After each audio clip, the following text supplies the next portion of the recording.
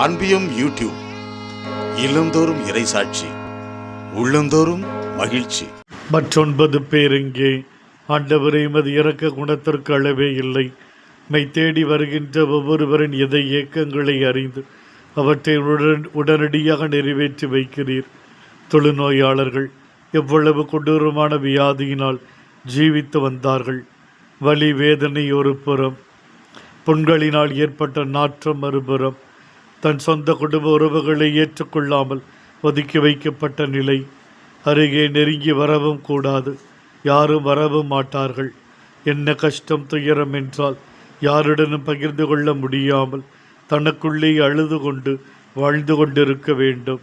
இவ்வளவு துயரங்களுக்கு மத்தியில் தூரத்திலிருந்து எழுப்பின குரலுக்கு ஒரு ஆசீர்வாதம், ஒரு உடனடி பதில். குருக்களிடம் உங்களை காட்டுங்கள். ஒரு நம்பிக்கை, மனதுக்கு ஒரு பலம்.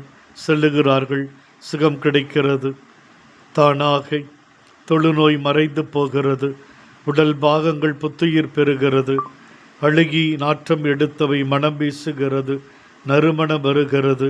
இந்த சுகத்தை அனுபவித்த சம்மாரியன், எனக்கு ஒரு குருவும் ஆசிரியரும் அரசரும் ஆண்டவரும் இயேசுவே நீரே என்று உடைய திருப்பாதத்தை நன்றியோடு தஞ்சம் அடைகிறான். ஆண்டவரே, நாங்களும் அனுதினம் உடைய இரக்கத்தை பெறுகிறோம்.